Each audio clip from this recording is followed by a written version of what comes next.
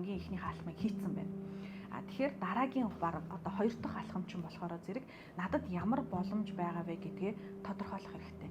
За би урт хугацаанд эсвэл бол 2 жил 3 жил гэж төлөвлөж гин гэдгээ мэдсэн байгаа бол за таны асуултын дагуу бол урт хугацаанд буюу за 5 жилээс илүү гэж ойлгоо л да тий.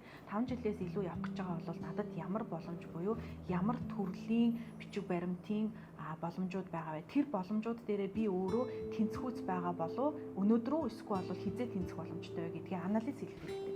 Тэгэхээр та бүхэн ямар нэгэн мэргэжлийн байгууллагуудад хандах, за хэрвээ манайхтай холбогдох бол доор гарсан вебсайт руу холбогдоод та бүхэн хувийн консалтинг авах зааврынхан дагуу орж ирж болно. За мөн биднэр дээр блог, бичвэр, постууд маш их ордог. Вебсайтууд дээр маань subscribe хийх хэрэгтэй. Тэгэх юм бол зарим ерөнхий мэдээллүүд маш их орж ирнэ. Гэхдээ та мэдээлэл аваад тэр мэдээллээ баталгаажуулаад яг танаа гэр бүл тохирч гин үгүй юу гэдгээ олж